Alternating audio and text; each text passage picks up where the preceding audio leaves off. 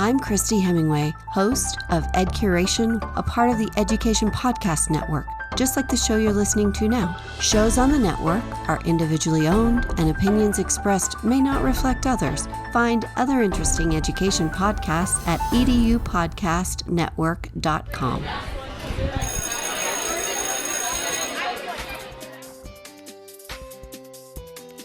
Welcome, everybody, to this episode of the Ninth Grade Experience Podcast. I'm your host, Chris Dutchko. Ninth grade can be challenging. Let's experience it together. And we're almost to the end. We made it to the month of June here, and we're excited to be ending the school year, but we do want to leave you with lots of good content over the summer. So we have interviews lined up. We're going to be still putting episodes out over the summer, and we'll be updating all the social medias and all the other things. But today we're going to catch up with one of the newer people in our building, though she's not new now because she's been here for a full year. We're going to be talking to Miss Rosemary Lamparella, who is in charge of our S.T.E.P program here, and she's going to be talking about positive childhood experiences and mental health. We just concluded Mental Health Awareness Month in May, so she actually had laryngitis, so she couldn't join us during May. But we're excited to bring this to you, and it's a longer episode, but there's lots of good stuff that you can carry with you to the summer, and lots of good tips and strategies on mental health and how to incorporate that into your daily routine over the summer and into next school year as well too. So take some time and enjoy this one. We'll be making sure we put all the different clips and stuff up onto TikTok and YouTube shorts, and lots of different ways for you to interact with the podcast as well too. So if you want to go back and listen to any other episodes as you're getting ready to go into summer and you need some, refreshers on things, or if you're going to be a new freshman coming up to Emmaus High School, go to ninthgradeexperience.com. You can check out all the episodes there. As you get ready for the school year next year, or want to wind down and reflect on what happened during your ninth grade year. So we'll have more episodes to come here as we close out the school year. Hopefully everyone's doing well with your exams and everything else. And we're excited to bring you this conversation with our S.T.E.P coordinator, Miss Lamparella. So welcome everybody to this episode of the Ninth Grade Experience Podcast. And we're ending the school year here. We're at the end of May, and recording an episode here about mental health awareness. And I know Mental Health Awareness Month was May, but when your guest has laryngitis through most of May, it makes for a really difficult podcast. But we're joined today by Miss Rosemary Lamparella, who is new to our building this year. She is part of the S.T.E.P program here at Emmaus High School, and she's very passionate about mental health for students and trying to help students to overcome those challenges. And she's been doing that all year in her new program. And we're excited to be able to pull her away for a couple minutes here to talk about things leading into the summer and some definite things that you can use maybe in the next school year as well too. So Ms. Lamparella, thanks a lot for joining us. Thank you for having me. I'm super excited to be here. So if you don't know where Mrs. Lamparella is located in the building, she is in room 312, which is kind of between the hallways there near the main office behind the wooden doors. So she's there with her students in that room there. So if you've never seen her around the building before, it's June. So there she is. So like all first-time guests on the show, we like to ask about their ninth grade experience to kind of, bring everybody together here. So like we always tell the adults, you never have to mention the year or where you went if there's any incriminating evidence, but we also like to hear about everyone's ninth grade experience. So why don't you start by telling us what that was like? Sure. It's probably very different from Emmaus High School students today. So I grew up in kind of like a small town. So I had a graduating class of 78 Ooh. students. So in my freshman year, half of my class was the same students I went to first grade with. So I knew the students really well for almost 8 years. So that was kind of a different experience. It was a Catholic school. I think we had a total of like 300 students in the entire building. Mm-hmm. It was, I won't say when it was, but I mean, I definitely remember having a typewriting class. So very different. And we did have like a computer. There was one of those extra large computers with a big tube in the back. So my experience was, I was really shy. I actually was a very shy, quiet kind of kid. I had a small group of what I would say are very close friends. I'm still really good friends with someone that I've known since 7th grade. We're still best friends all those years later. And I would consider myself like not as academically motivated as I probably was when I went to college. So I was probably like a BC student in high school. And then for some reason, when I got to college, it was really important to me that I get all A's. And And we so, and we see that a lot too with students here as well. They like, they're okay students here, and then once they get to college, they're like, "Oh, I'm going to Mhm. start trying now." Yeah. So it's not uncommon to see that. We have a similar-ish kind of experience. My high school was also small. It was a Catholic school as well too. Mm. Our class had about 115 kids in it, Mhm. and then about 400 total in the school. So again, small environment, so a lot different than being here at Emmaus with almost 3,000 people. Yeah. So it's definitely a unique challenge. Lots of different individuals. So we often like to ask adults too, like, was there something like a memory or moment in your ninth grade year that kind of led you to where you are today in your current position? A Mhm. lot of times, students will be able to identify some sort of thing or event, that they carry with them, or a teacher will be like, "Oh yeah, I remember this happened. So then this was something that motivated me to get into education." Did you have an experience like that in your ninth grade year? Not so much. I actually had a whole other career before I started teaching. So my undergrad is actually interior design and housing, and I was an interior designer for almost 15 to 20ish years before I went back to school for teaching in my 30s. So, and I got my teaching certification through DeSales. Then afterwards, I got my master's there. So So, a lot of times we talk to adults, like I'm also somebody that did not go into education to start. I was a journalism major. So, interior design, I saw that and kind of doing some research on you. I thought that was kind of interesting. So why the change from interior design to education? Because I know we have a lot of students here that are interested in lots of different things. So to hear sure. somebody that might have been in a career like that, that's kind of a cool career, but I would imagine it's kind of a difficult one to get a foothold in. It was, and I will say that, one of the things that I wish I had had more experience, and I think is an opportunity that kids have now in high school that I didn't have coming from a small high school, is really the career that I had chosen really didn't fit my lifestyle, and it also didn't fit my personality. So even though I enjoyed being an interior designer, I really liked getting to know my clients very personally and spending one-to-one time with them. Sounds like a teacher, right? Yep. So I did really good with the personal connections, and I enjoyed doing that, but I never really found it very fulfilling. The other piece of it is that, when you do interior design work, a lot of the job potential is in the cities like New York and Philadelphia, and that wasn't really my lifestyle choice either. And I didn't really know that until I got into the field. And that's a message for like ninth grade students Mhm. or any students that are listening, is like thinking about like the career versus the lifestyle. And it's a Mhm. conversation that we even have with our children at home too. It's like, that was the same thing for me. I was a sports writer. And then when you get out of school and you start going, like sports are all nights and weekends. And Mhm. when is the majority of the people in your family available to hang out and do things? Nights and weekends. So like Correct. making sure that you kind of think about the career that you want versus, just chasing whatever it is that you think you might want to do. I think those are all like, it took us into adulthood to figure those things out. But, sometimes for kids to even start thinking about things like that, I think is an interesting, piece of the high school experience and ninth grade as well, too, kind of having that idea. So why the change from design to school? I know you kind of said it's more that personal connection, but, was there a light bulb moment that was like, you know what, I'm going to go into education now? I mean, I had my daughter. So when I had my daughter, I think, I started to think about like her schedule and how could I spend as much time with her as possible, but also do something kind of fulfilling. And I actually had an experience. I mean, I do think back on this experience pretty often. So when I was in elementary school. Apparently, this is the story my mother tells me, that there was a student on the bus that I took the bus with who was like made fun of pretty often, and I would stand up for him.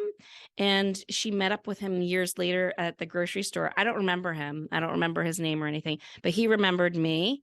And I remember my mom and I talking, and she was like, "Oh, you had a really impactful um, conversation and supported him, and he just remembered you and how you stood up for him." And I guess since then, I've always felt like, I like to stand up for the underdog a little bit. I was gonna say, and that's in your current role here at the high school. It's kind of, I wouldn't call them the underdogs, but it's No, like I mean, but you're maybe that's not standing, the right way to put but it, but but you're standing up for kids that, are coming in from maybe at like different programs that they were involved in, or kids that have had a difficult, time at the high school or outside of the high school. So you kind of are now doing that here at Emmaus, and hopefully those students will remember your name, or you'll remember who they are as yeah. you kind of go through. So you're finishing up your first full year here at Emmaus High School in the STEP program. If for students and for people that are listening that aren't familiar with what that is, could you give a little bit of a description of what it is you do here? So the STEP program is a place where students can go who might need some extra support. Um, we do a variety of things in there. We learn about coping strategies. We also focus on some executive functioning skills. And then what that means really is like organization, helping kids with organization if they owe missed work, or maybe they're having some challenges with a particular class. I might, set up a meeting with their regular education teacher and talk with them about what challenges that student might have in there and how we can help them to be successful. And it's a new program here at the high school. So it's interesting. Like, it's a program that I think we've needed for a long time.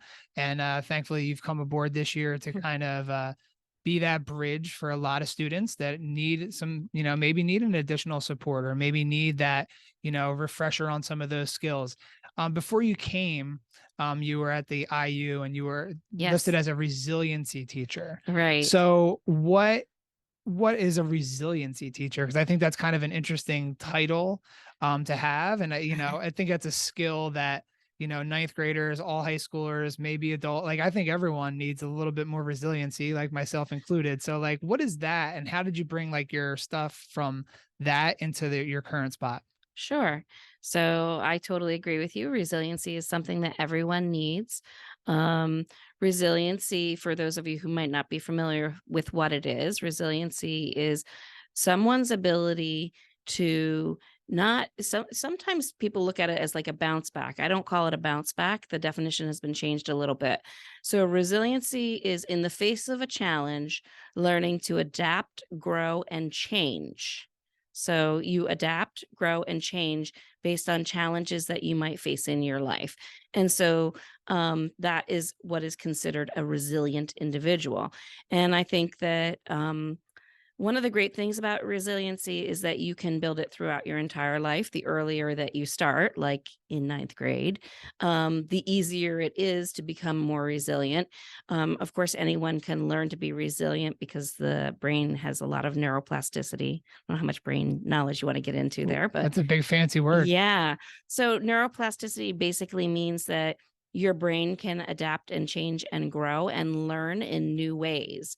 So one of the things that we do in the STEP program is think about our thinking. So we think about the way that we might have thought about something in the past, see if we can change how we think about it to adapt it in a way that would be helpful for us so that we can grow and overcome maybe a challenge that comes our way. And I think that's such an important thing for high schoolers, of all grade levels to be able to do, because they're just constantly faced with challenging situations, no matter what situation they're in, whether it's personal, social, academic, as they Absolutely. kind of move along here, the challenges of, applying to college, thinking about a job, like maybe Mhm. you're caring for brothers or sisters at home. There's so many things that I think all the students deal and go through, like, that we as teachers sometimes don't even know that that's happening for them or with them. So it's like teaching them the skills, while it seems kind of like maybe not always, it doesn't seem like there's always like that return on the investment. Like, you never know when the students are going to need that Mhm. skill to be able to like use it and display it. I mean, absolutely. So, I mean, it's proven through science that everyone will go through some sort of personal challenge at some point in their life, and maybe more than one or multiple challenges, some small, like some of what you've described, and then some that might be even larger than that, really difficult challenges.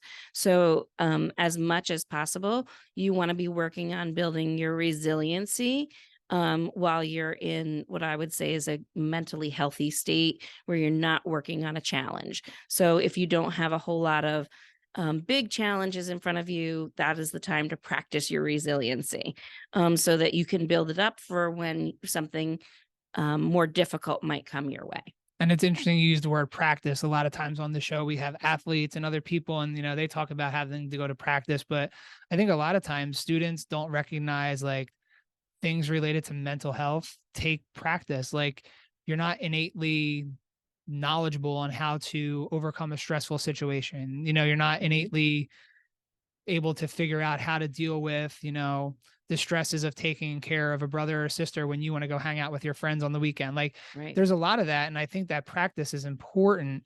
And I think that's one of the things that I know that you said that you kind of work with students on is practicing those skills and kind of being able to give them the thing. Cause the last thing, like when you're in the middle of a crisis, like you can't practice the skills then. You need the skills. So like practicing those skills is super important. Absolutely. Absolutely. So one of the things we wanted to focus on here today, at the end of May in the Mental Health Awareness Month, the district has been putting things out about like suicide prevention and other things. Like we've had some events here at the high school, like talking about, those kinds of things and other mental health issues. But we wanted to kind of focus today a little bit different, maybe not so much talking about those like traumatic experiences, but focusing more on like how to have positive experiences and the importance of the positive experiences and what they can do for your mental health as well. So it's not a very fancy term like metacognition or something, but these are called positive childhood experiences. And I think this is a subject that you're pretty passionate about, kind of talking about and looking at why that's important. So for the students, for anyone, listening, describe what positive childhood experiences are.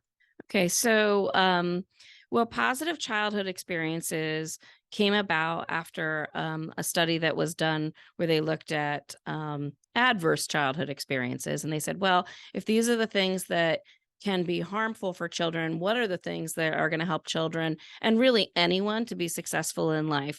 And so the positive childhood experiences came out, I think in 2018 or 2019. And the research identified 7 different areas that are beneficial for children that you can get support from your teachers. But one of the things that I think is really interesting is that you can develop some of these for yourself. And I think that's one of the things I want to promote and talk about today is how you can make these positive experiences happen in your own life. The younger that they start, the better off you're going to be. And they have a lot of benefits. I just kind of wrote down some of the benefits so I wouldn't forget. So the benefits of positive childhood experiences include decreases in depression and other mental health concerns. So that's where we're at today. Reduces school suspensions in school. Hopefully no one's there, but it does reduce that. Yep. Increases in overall good health. It's most impactful for students who've had negative experiences. So if they've had a really tough experience, say the loss of a parent, or maybe they've had a family member who's suffered from addiction, those kinds of things. Those are very difficult challenges that children have faced. So those children in particular show great gains when they put those positive things in place for themselves. Increases in resilience, which is one of the things that we talked about. Yep. Increases in self-esteem. Better relationships with just about everyone, including your teachers, your friends, your family, and increases in your academic achievement. So who wouldn't want all of those things? Yeah, it sounds like, if we were selling $1 million program here, those are all the things that if you could bottle them up and, if somebody could just, take a magic potion and get all those things without the work, you'd be a millionaire and we'd be having a different conversation. But, these are all things that I think are crucially important to students, especially, as we go into the summer. Maybe not a lot of students are thinking about these things, but like, making sure that like when we have these positive experiences or these things that kind of shape us, like how do they kind of influence us even going forward? So Sure. I do have the list of the 7 things here. So Yeah, what we can do is we can kind of just run through them. I'll kind of give absolutely. you one. You can we can talk a little bit about them, or you can go into in depth with some of them if Right. you'd like. Mhm. And I Absolutely. know some of them are things we focused on a lot here at the high school. So the first one of the positive, the steps is, or one of the positive childhood experiences is feeling able to talk to your family about feelings. Now that Right. one is definitely, there's a lot going on there and a lot of stuff that we can't necessarily control here at the school. But Right. if you were to kind of give a little bit of a summary on that one, or the benefits for that, what would you say for that one? Sure. So I think one of the things is, in order to talk about your feelings, you kind of have to know where they are. So understanding, do you have a good understanding of what the 6 basic emotions are? If you saw that movie Inside Out, it talks about the actual 6 basic emotions, which are sorrow, fear, anger, disgust, and surprise. And then feelings come off of that. And so I would say make sure that you have a good feelings vocabulary. So and I always say to students, okay, so like, are you angry or are you irate? Because if you're angry, that means, maybe we can talk in a couple of minutes. But if you're irate, which means like really super angry, and you probably are like it's very difficult for you to talk right now, we might have to talk about this tomorrow. And so letting other people know so like if I went to a family member and said, you know what, I'm feeling really irate right now, they would know how to approach you too. So I think having a good vocabulary is really important when you're able to talk to your family about your feelings. And you're actually modeling that for your family too, so that they can use that language back with you. The other thing I would say is that um, when we're talking about feelings, validating the feelings of other people. So if someone came to me and said, I'm really sad that you did that. You would validate their feelings instead of saying, well, I didn't mean to. You could say something like, well, I hear that you're really sad that this happened. So I'm acknowledging their sorrow, or that this happened, and I'm going to try hard not to do that again. And that really helps someone. It helps build that relationship between the other person. And it also, um, um, enables you to get a deeper understanding about how someone feels. So yeah, so I think that's, a lot of stuff there to Yes. unpack with the family. So I want to kind of keep the family ones together. So Sure. we'll kind of keep those two. So, I think to go along with those, you've talked about like expressing feelings, you've talked about, different things like that as well too. Is one of the other ones is feel that your family stood by you during difficult times.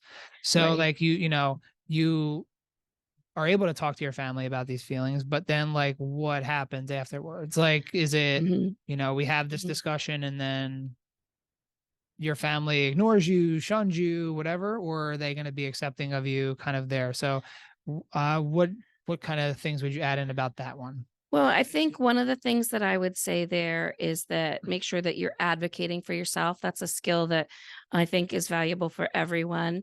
Um, and what I mean by advocating for yourself, if you're not familiar with that is like, asking for what you actually need. So like, I feel sad right now and I need you to please give me some space and time. And then I would like you to check in on me maybe in half an hour and we can have this conversation. So now I'm able to talk about my feelings, and I feel stood by with my family because I know in half an hour they're going to come back and check on me because that's what we've agreed on. So again, building that relationship. And it's my hope that that would happen. I mean, just like there are all different kinds of families, I do want to acknowledge that some children have different kinds of family and home life, and some feel more supported than others. But I think advocating for yourself is really important because it's hard for someone to know what you need until you actually express it. Yeah, and that's something too that like a lot of times people don't think that like people aren't mind readers, and it's tough, like, Mhm. especially like in the school setting where we might not always know how a student feels. Like, if a student comes into school and displays no visible signs of being upset, but then they go home, it's like the classic, like they're great in school, but at home they lash out all the time. And, Mhm. we don't know that happens. So, being able to express those feelings and those, things, and being able to have somebody that stands by you kind of ties in with one of the other ones, to feel safe and protected by an adult in your home. So I Mhm. think like those three kind of go together, because if you don't feel safe, I don't know if you were able to tell, like, if you don't feel safe, then obviously telling your family about your feelings might not be on the top of your priority list. And then, Right.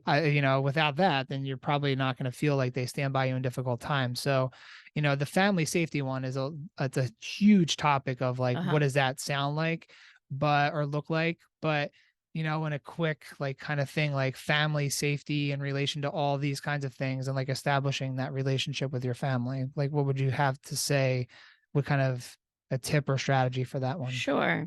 So I'll just kind of break safety apart a little bit. I think you had kind of alluded to it when you said safe to express your feelings. So we're not just talking about physical safety here, although I would hope that would be the case, but we're talking about emotional and psychological safety. Do I feel safe to tell you some of um, my real concerns in a way that I think you're going to be open to? And that's a tough one because I feel like it's part of a basic need that children have to be safe. And one of the things that I always tell students is, if nothing else, you should create your own personal safety plan. And what that means is, like, what can you do? What can you say to yourself? What can you do to keep yourself physically or emotionally safe? So if I'm in a heated conversation and I'm not feeling emotionally safe, can I say, you know what? I feel like I really need a break right now. I'm going to step away and I'm going to come back at a later time. Or maybe have a positive mantra that you want to say to yourself. I did have a positive mantra when I was in college, going back for the second time, and it did help me. So I would say, that sort of thing. I even got it on a bookmark and I kept it with me. Well, you're not going to be able to now not tell us what it is. What is It it? was never, never, never give up from Winston Churchill. There you go. So, Yeah. and I think again, that's something that I've, Mhm. in getting to know you a little bit and kind of seeing the work that you do with the students that are in your program, I think I'm sure that comes through, because, seeing the resiliency and what you're asking students in that program to do is, you know, sometimes it takes three nevers to give up, in a Absolutely. situation. So, Yeah. I think that's a really important skill. Kind of, we're talking about a lot of great things here that students can and should and could be working on their own to kind of get Hmm. those things in place as well. So we have the family ones kind of knocked out, but I think the other four that are there can kind of tie into like your life here at school and kind of Sure. how those kind of all come together. So, um, I think one that as a school community we focused a lot on this year has been the feeling a sense of belonging in high school. Hmm. And Yes. this one is definitely one that, if we wanted to break this out and have a 45-minute separate conversation on this one, I think this would be we definitely could. Hmm. We're not going to do that right now because that would just be an entirely too long podcast for this. But I think that's one that we've really focused a lot on, is finding your people and finding, some of the other ones we'll talk about later also Hmm. tie into those, finding the community. But, for students that you've had or students that, maybe you haven't had, what would you say to students in relation to finding that, sense of belonging here at the high school? Well, I think one of the things is finding a group of people who has similar or like-minded ethical and moral values to your own, or that always strikes me as something like a friend group would have. The other thing that you could do for sense of belonging would be like joining clubs and sports. That's where you get some of that like-mindedness.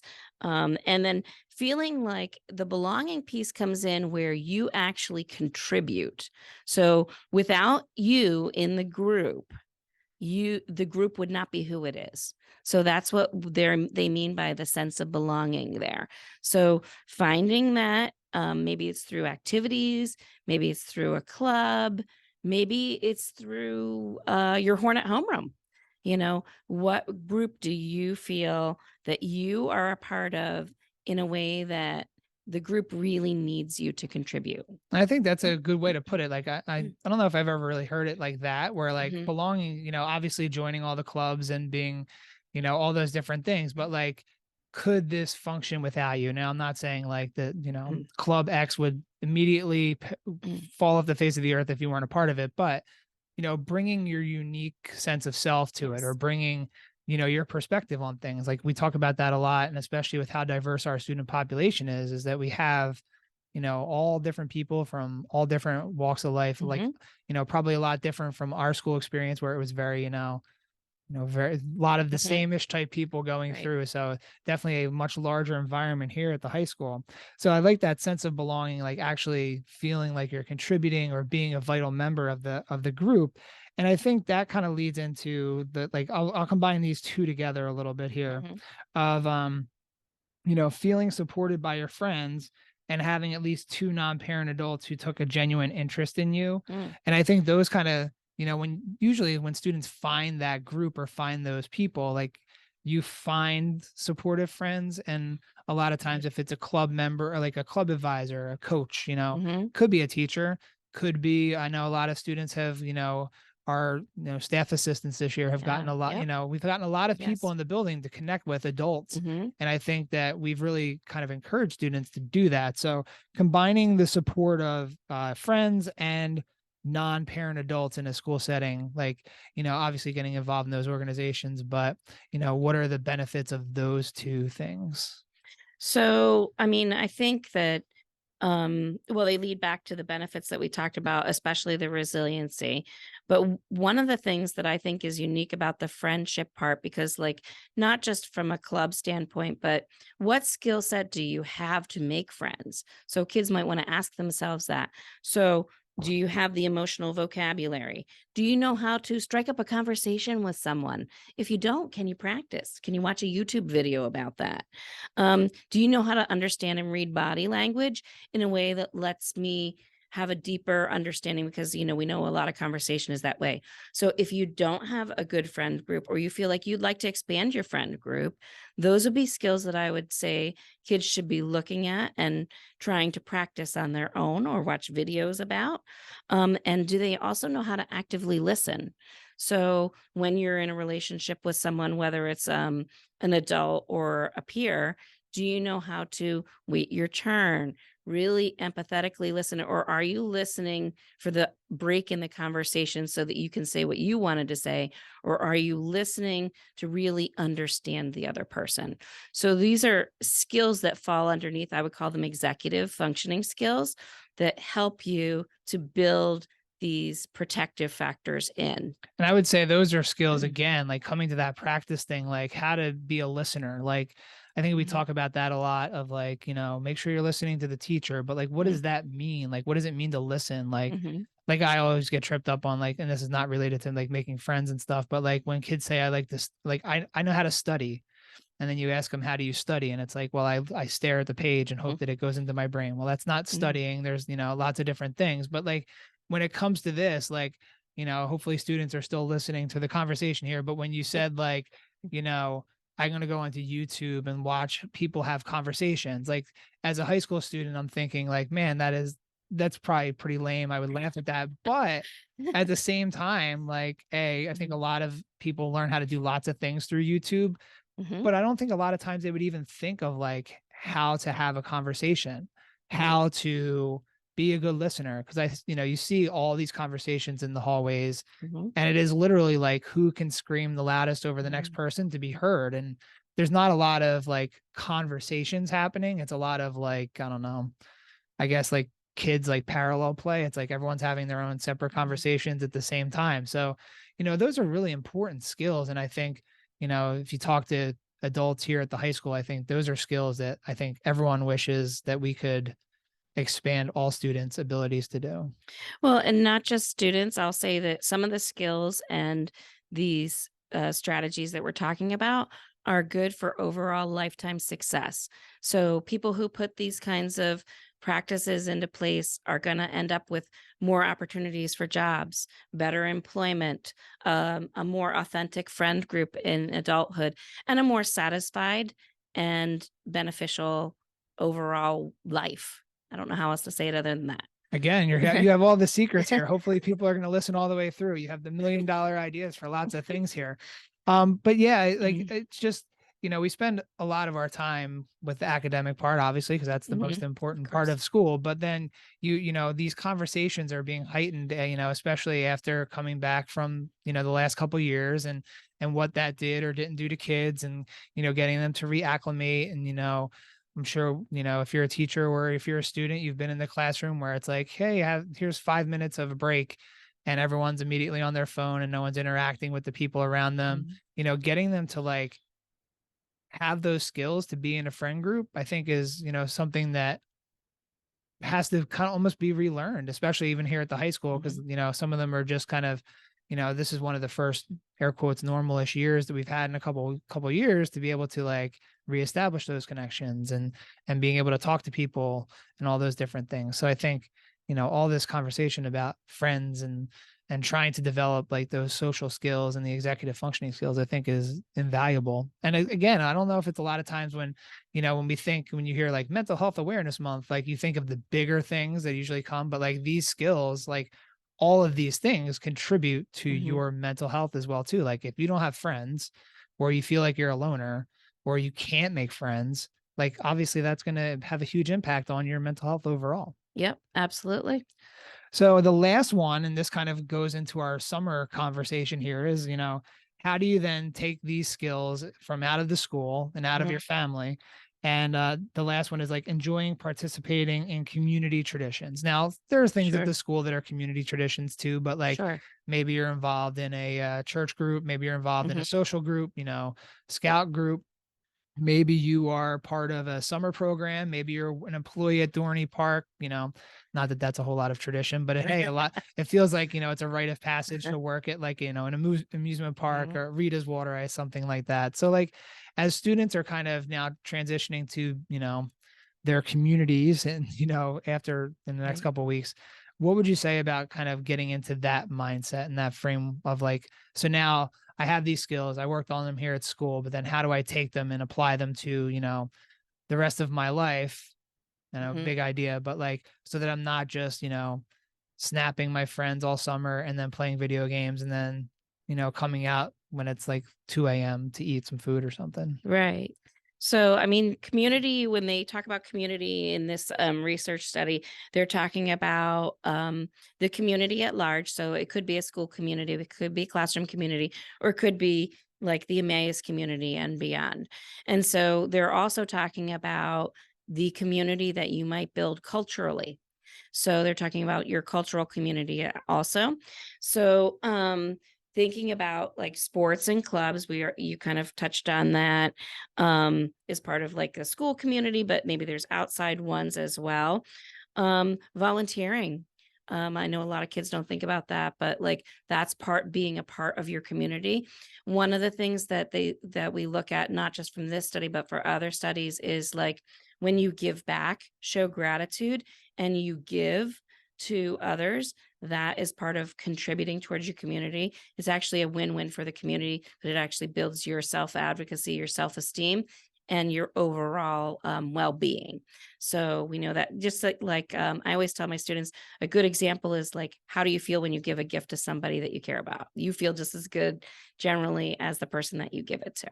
Yeah. And I think that especially in the life of a teenager, I think having that like, I think a lot of the stuff that they see on social media is all about like, what can I get? How can I get it? But then, you have these experiences where you're able to contribute to the community, you're able to help somebody out.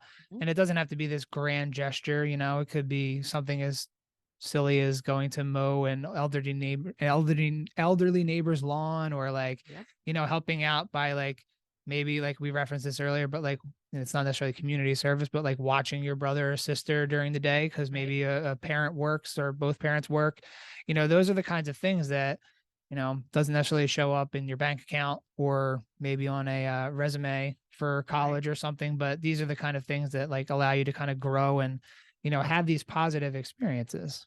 Yeah. And I don't know what kind of events like Emmaus has as far as like fairs or other things, but thinking about to your culture and how you can share your culture with your community, I think is really important as well.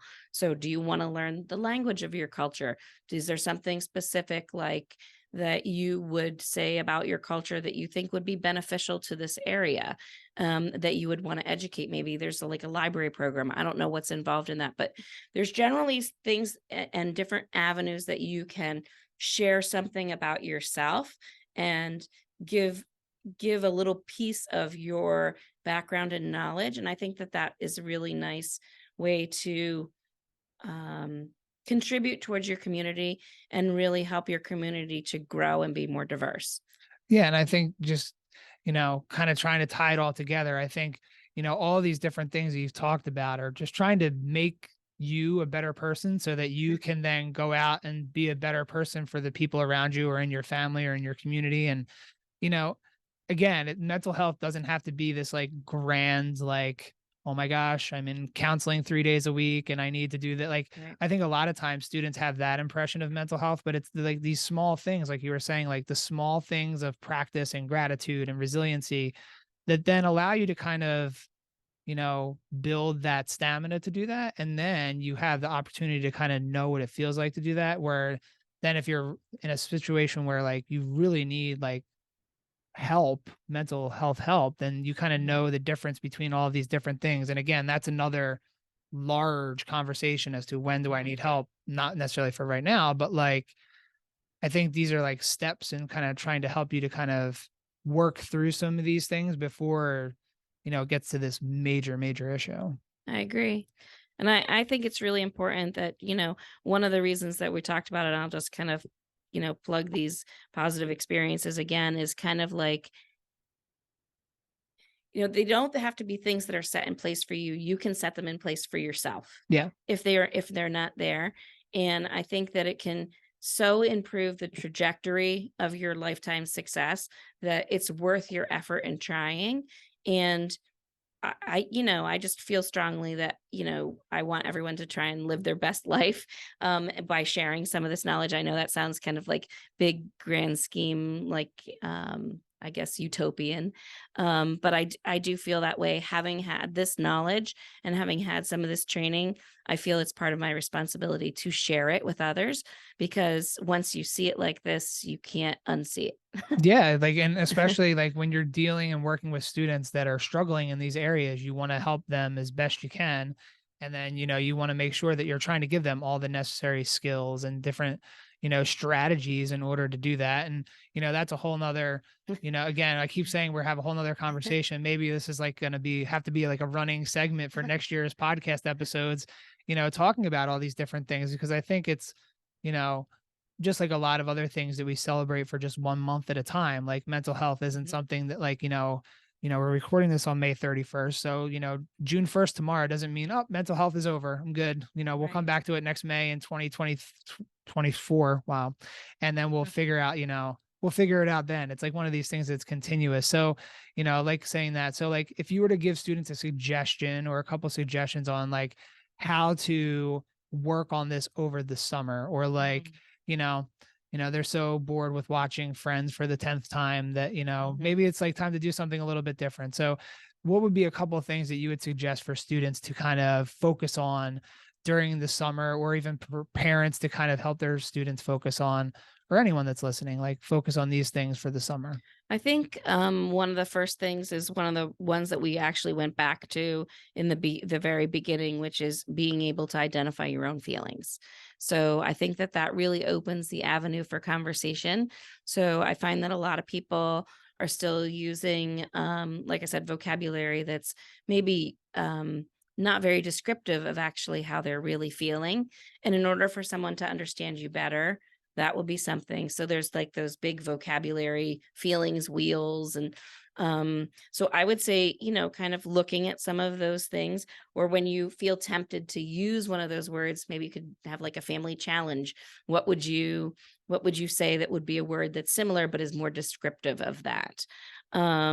The other thing I probably would say is like try and get involved with other people. Sitting alone in your house playing video games is not good for your mental health. Even if you're talking with friends while you're playing video games, because you can't see their face, you can't make the eye connection. There's like I said, we could have probably other conversations about that. But when you have a conversation with a person who's in front of you, it actually does something to improve the positive feelings, the chemicals that we produce in our brains when we have back and forth conversation, which makes us feel better and more connected with another person. And so we can't do that on the phone or unless maybe FaceTime, but even then I think it's tough. Or just like video chatting or texting. That's why I'm a huge advocate for practicing this with another live person in front of you. Yeah, definitely. And, there's opportunity to work on those skills this summer. Is there any sort of like resources, websites, anything that you would direct people to that would be, a good place to do those kind of things? Like, I don't know. I'd have to think about that one a little bit. There certainly is a lot out there. I mean, I know the positive childhood experiences are, the study has been shown on a couple of different websites. There's a lot of information, believe it or not, on the CDC website about building resiliency and positive childhood experiences. There's also a website called the PACEs Connection, which is the Positive Childhood Experiences Connection. And there's a lot of information there. That's probably more for adults than children. Although it would be a great starting point for parents to look for information on both of those. One of the things that I would say is really important too is like just they say it's critical to have a 15-minute conversation every day with your child. And so if you haven't had that opportunity, you can build that for yourself as a teenager too. Make sure that you're talking to your parents authentically for at least 15 minutes a day. It's good for their mental health and yours. I think that's a great suggestion to kind of end on here. That's something that's manageable. 15 minutes a day is not too much. But I think there's lots of great, things we talked about in this entire episode. So, it'll be a chore to listen to this one. It's a little bit longer than our normal ones, but that's okay because I think, there's so many good things and so many things that are out there that can help students that, I think a lot of times students don't know and they just don't think about these things. They're so wrapped up in their world of whatever that looks like that they don't take the time to like step out and, even if one person hears this and be like, you know what, maybe I'll try that, or maybe I'll have that 15-minute conversation, or maybe they can't have 15, maybe it's 5, maybe it goes from 0 to 5. That's still progress for, having conversations with other people at the time. So, I think you talked about a lot of great things here. Is there anything else you want to add in about positive childhood experiences? No, I mean, I guess I just wish I would have had the training sooner. If I had known this myself as a kid, I often think about what my trajectory would be like. Not that I'm happy where I am and everything, but I often wonder that for a lot of people, like if they had known this younger in like their freshman year, what would their trajectory have been like? And now you have the knowledge. So hopefully if you're listening or watching this, wherever we're posting all this stuff, that you have these, the beginnings of the conversation, this is the beginnings of, educating and kind of getting all the word out about this stuff. So Miss Lamparella, thanks a lot for joining us. A lot to take into the summer here. It might take the whole summer to process some of it, but I think a lot of what we talked about here is good stuff. And I am not kidding around. I think, this could be the beginning of something where you do come on semi-regularly and talk to students and the parents, because you've displayed like the passion for this. And it's an important topic. And it's one that, we talk a lot about, but then maybe giving students this strategy. So I'm not putting you on, on the record for anything, but since it's now on the podcast, it has to happen. So. I would love to do that. So yeah, it's my thing. So thanks a lot for joining us. You. Have a lovely summer. And, we got a couple days here to close it out. So I guess we have to go do that, since if you're listening, you've heard the bell ring twice. So I think that means it's time for us to go somewhere else but here. But thanks a lot for joining us. Thank you.